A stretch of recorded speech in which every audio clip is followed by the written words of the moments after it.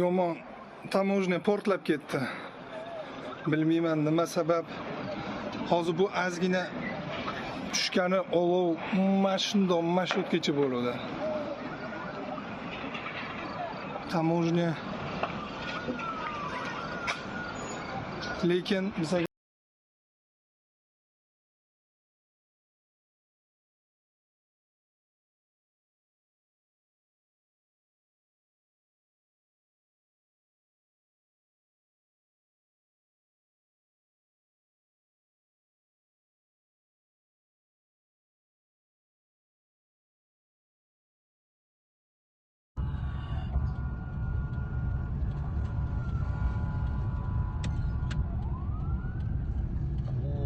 yomon portladi lekin.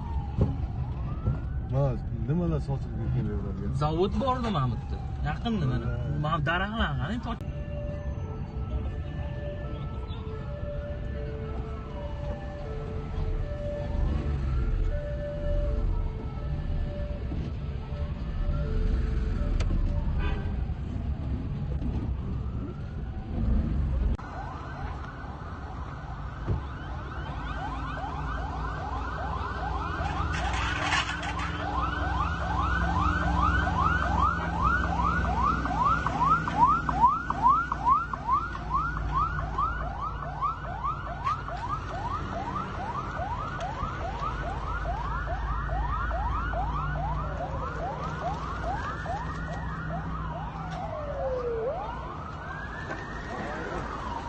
Ya. Bormayman. Shunda turaveramiz.